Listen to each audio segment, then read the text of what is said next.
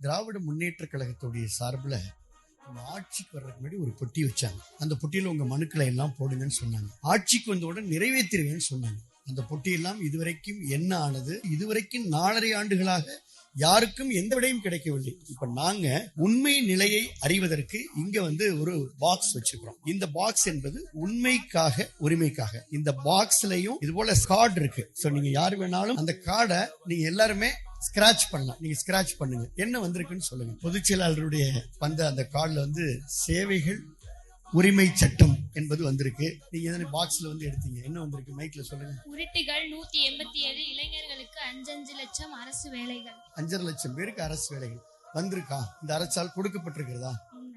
இல்ல. உயர்நிலை பள்ளி மற்றும் கல்லூரி மாணவர்களுக்கு 4G by 5G இணைப்பு மற்றும் 10GB டேட்டாவுடன் கூடிய டேப்லெட்டுகள் வரல.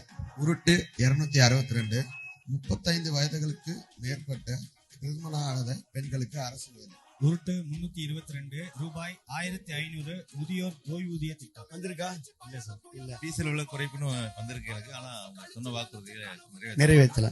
உருட்டு 360 படிப்படியாக மதுவிலக்கை அமல்படுத்தப்படும். ஆனா இது வரைக்கும் அமல்படுத்தல. அதுக்கு பதிலா இப்ப எஃப்எல் பார கடைக்கு திறந்து வராங்க வீதிக்கு. நன்றி. பத்திரிகையாளரே சொல்லிட்டாங்க. உருட்டு 262 35 வயதுக்கு மேற்பட்ட திருமணமாகாத பெண்களுக்கு அரசு வேலை. உருட்டு 239 அனைத்து ரேஷன் அட்டைதாரர்களுக்கும் சலுகை விலையில் 3 LED பல்புகள் வழங்கப்படும். இதுவரைக்கும் கொடுக்கல சார். உருட்டு 376 தமிழக சட்டப்பேரவை நிகழ்வுகள் நேரடியாக ஒளிபரப்பப்படும். கிடைக்கல. சட்டமன்ற எதிர்கட்சி தலைவர் பலமுறை இதை கோரிக்கை பண்ணி வெளிநடப்பு செய்து நீதிமன்றத்தில் வழக்கு தொடுத்தும் இது நிறைவேறாத வாக்குறுதி. திராவிட முன்னேற்ற கழகத்துடைய தலைவர், இந்த ஆட்சியினுடைய முதலமைச்சர் திரு ஸ்டாலின் அவர்கள் 99% வாக்குறுதிகளை நிறைவேற்றி விட்டேன் என்று சொல்லுகிறார். இப்ப நீங்க ஸ்கிராட்ச் கார்டுல நிறைவேற்றிருக்கிறாங்களா?